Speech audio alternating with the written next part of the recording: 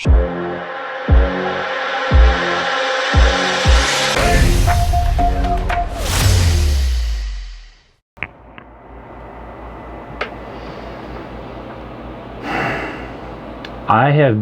is like the 10th or 11th take.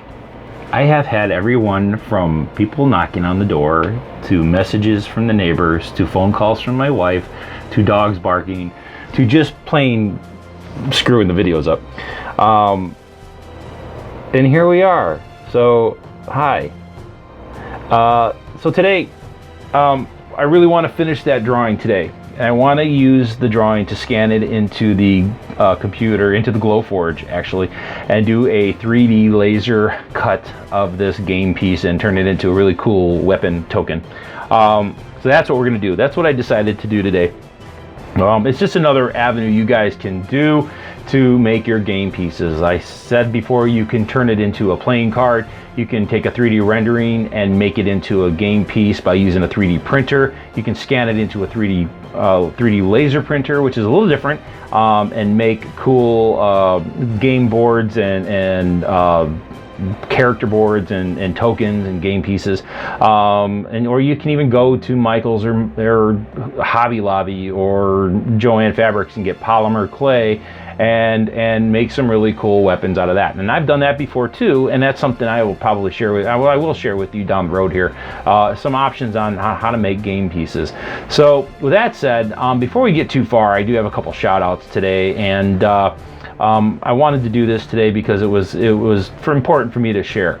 And so I have to say, we met a friend at Comic-Con this past July at San Diego Comic-Con. This guy named Bill, and he has a show called Bushido Gamer, and he got our game, and unbeknownst to us, did a review on our game, and it was a wonderful review. And Bill, man, thanks, brother. It was a really good review, and I thank you very much from the bottom of my heart. So guys, check out his YouTube channel, Bushido Gamer, and I'm going to put all these links down below. The other shout out I have today is to our local newspaper, The Signal. They did a piece on me here a couple days ago, and the reason I bring this up for you guys, that if you're in the area and you can get a copy of this paper, it's coming out in September 2019, probably around the first week of September, and I urge you guys to grab it and check it out, because it talks a little bit about how I went from stuntman, which had nothing to do with board game design, to getting to where we're at right now. And just kind of little tips and tricks and stuff like that. Hopefully maybe give you guys a little insight on how to get your game to the next step. And that's really what it's meant to be. So, and then the last shout out I have today is kind of a really good friend of mine named Steve Pisani. Steve and I were stuntmen back in the day. We did some Voyager, I think, and Star Trek Deep Space Nine, and Mimic 2. Yeah, we did a couple things here and there together. And Steven lost a friend back in 2010, a really close and near and dear friend of his, also I think his neighbor as well, Lolly. And Steven is now writing a book, and he's also writes music, and he's very successful at these things. And he's also got an awesome collection of cool movie memorabilia, and I will try to find that link, or at least bring it up at one point. But he's got a show where they're coming out and going to check out all this cool stuff. He's got like a real Batmobile from the Batman movie, and he's got one of the original robots from Lost in Space, and he's got one of the original Robbie robots. It's crazy. But Steve is a wonderful guy, and it warms my heart to be able to say that he's got this awesome book that's out and all these new music that's out. One of the songs that I want you to check out is called Lolly's Song, and Lolly Vegas, who is Steven's friend, and some of you guys maybe recognize that name. He was one of the co-founders of the band Redbone, and for those of you guys who don't know who that is, you will in a second, I guarantee it. Guardians of the Galaxy, opening sequence, Star-Lord, come and get your love, singing into a rat. Okay, so that song is by Redbone and was sung by Lolly. and I want you guys to check that out. Go give love and support to Steve. And I would do this to any of you guys out there. If you guys, because of our show or because of classes I've taught to you guys, or just inspiration by meeting you out and about, whether it's conventions or shows or social media or just Starbucks, coffee shop out there, I just, I would be happy and pleased as all get out to be able to share your success out there, because I believe that you need to pay it forward. I believe that you need to share the love, because what goes around comes around, and honestly, I think it's just a good thing to do, is to share other people's success, and especially on being able to do this on YouTube. I think it's great. So with that said, we are going to finish this drawing. We are going to make it into a game token, and we are going to get started in 5, 4, 3, 2, 1. Okay, guys, and here we are to finish up this last portion of the drawing here before we take it over to the Glowforge. So last time we used the charcoal pencil to really highlight the details. So if you are printing, you want to have as much of a final black and white outline as possible. I would keep this, once it's finished, as is. If you want to do a color version of this, I highly recommend that you would scan it or print it somehow, however you would like to do that, and then color that version into your next step. Because this, you never know if you need to go back and change a few things. Now, kind of breaking my own rule a little bit here, is I told you in the first video, after I did the initial sketch, I would leave it and then make a scan and then go to the next step. I would actually do the black, or the blue general sketch, use a pencil to do the next level on the sketch to find those lines to get the next shape of the weapon, and then from there, then it's basically we're going to clean this up a little bit with an eraser, and just so that you guys are aware, what you want to do is make levels of these drawings so that you can always go back if need be to make a change and then make a copy and go forward with it. So I can't seem to find my eraser. Apparently my daughter took my art gum eraser and took it somewhere. But we'll clean this up before I scan it into the Glowforge. But as you see, I used the charcoal pencil, and it gave me a fairly decent line. So I like to use a Sharpie, a fine tip pen, just at this point. Now, like I said, I'm breaking my own rule a little bit here, because normally I would make a copy of this. But for show's sake, I'm just going to go ahead and make my final line here, because when I do go erase, some of this is going to go. Now my charcoal pencil is probably going to make it a little difficult on making the final lines on here. Sorry, trying to talk and draw at the same time is a little more challenging than I thought. So what I'm doing here is I'm kind of making this wrap handle in the string, and it's proving to be a little difficult with that charcoal pencil, because it's kind of already, the fine line's kind of already there. I could probably print this as is. My only concern is that when I go to erase some of these lines, that I don't want to erase some of the main lines in there, and I still want to be able to add a little detail here and there. So we can make cool little lines to make this appear to be wrapped in leather. Now, like I told you, most printers will not pick up the blue, the purple pencils that you would use for the initial drawing, so you should be safe in that retrospect. So this is where we're at right now. I am going to grab the eraser. I'm going to clean this up a little bit, and while we are doing that, we're going to get that Glowforge. I'm sorry if I'm bumping the camera here. I'm using my art bag as a weight for the camera, and I, for the life of me, can't find my eraser.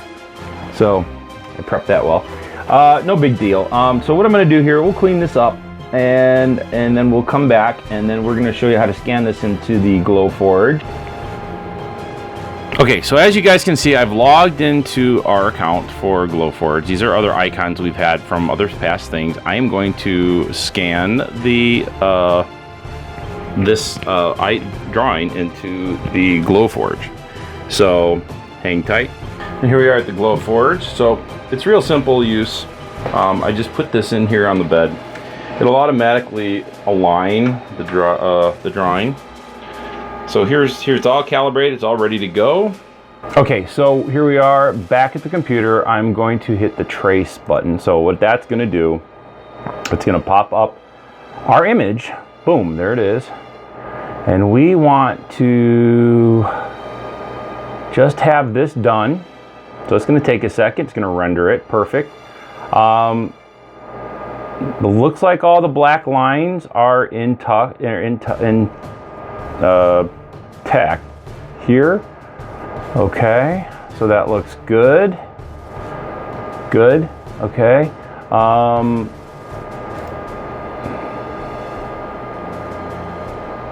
There we go. Here we are on the bed. Oh, no. There we go right there. Okay, so we over here in our settings,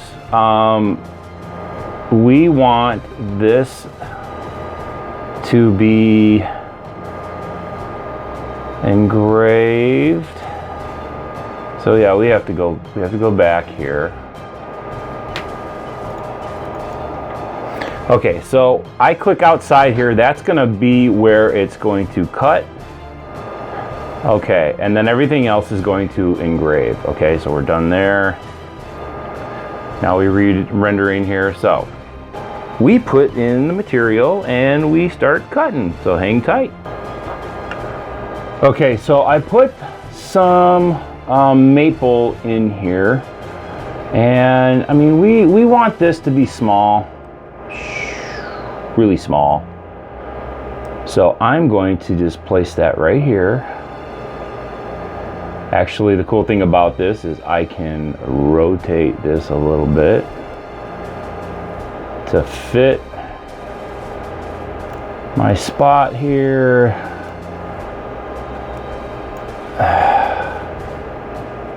Okay, that looks pretty good, guys. Material that we're using is a medium bass wood, I believe. You see that QR code up here? That tells you the material, what it's going to be. Now we're ready. You guys can see that this game piece is almost ready to go. So we hit the word print, and we will take this. You can hear it working. So we're going to push the button and watch the rest of this cut. Here we are, back at the Glowforge. The button is glowing and ready to go. I'm going to press the button. And here we go.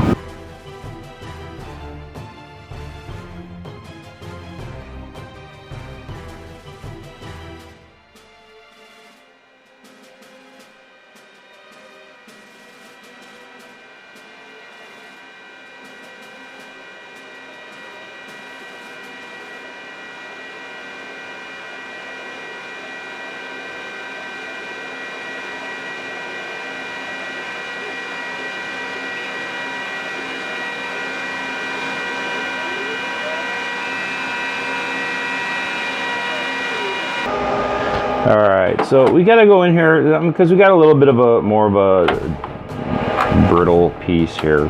Hopefully I don't screw this up right here. Normally it comes out a little quicker, but this is exactly why you need to make sure that all your lines are solid. So this might be a little bit it might be a little bit just the shape of a little bit of the shape of the game piece here. So as you can see, here we are. You know, you can always go in and touch it up a little bit. You can, there's all sorts of cool things you can do with this. It normally isn't quite as messy as that. But as you can see from here, oops,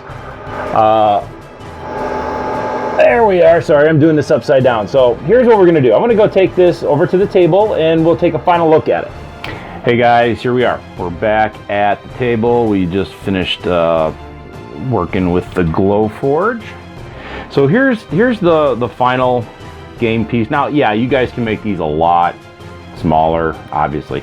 Cool thing about the Glowforge and getting their materials, it comes with this really cool film over the top, this paper, that keeps the burn marks off. So I'm peeling this off. A lot of people love this part. Sometimes I do, sometimes I don't. When it's the big pieces like that, hey, that's no big deal. I don't mind that. Sorry, tossing the garbage here. But then you have like all these little pieces here that you're gonna peel off. I get that with the vacuum later. But here on the back side, same thing. Now, cool thing about their material, it has that QR code, so it tells the machine, the Glowforge tells the Glowforge exactly what material you are using. And you pretty much can do it. I mean, there are limitations. I mean, it doesn't cut steel, but it engraves aluminum. For cases, if you want to do something like that.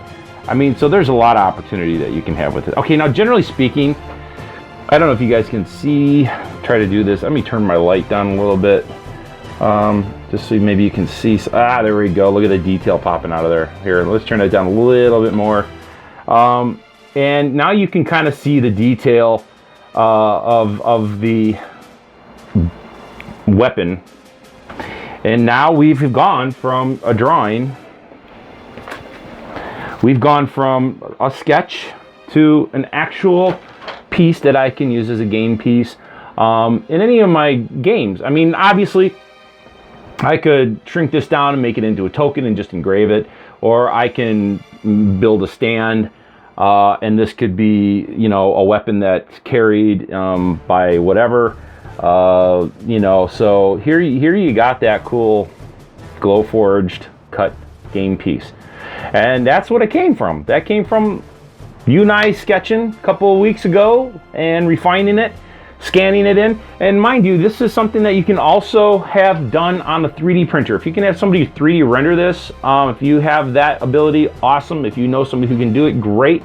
That might be a little bit more of a challenge. You can also go to like Fiverr. There's people that you can download your ideas and they'll do it for like $5, $10, $15, $20 a pop. And then you have your 3D rendered, you take it over to your makerspace over at junior college, have them fill it out and or download it and make it. You know, there you go. It's pretty it seems a lot easier than it is. It's a little more time consuming, but you know, hey, if it's a game that you're passionate about and you want these game pieces in there, this is just another option you can use to make more game pieces. You know, like I said, you can make them into, that could be a trading card. It is a trading card in our game. So hey guys, that's all I have time for today. Make sure that you hit that subscribe button. Make sure that you hit that like button. Make sure you hit the notification bell and follow us on Twitter, Facebook, Instagram, and leave some comments below. Let us know how we're doing. Let us know what kind of contents you would like to see. I would love to hear from you guys. And with that said, guys, I am good and I love you guys, and we'll see you guys next week. Thanks for watching. I have my sword on fire.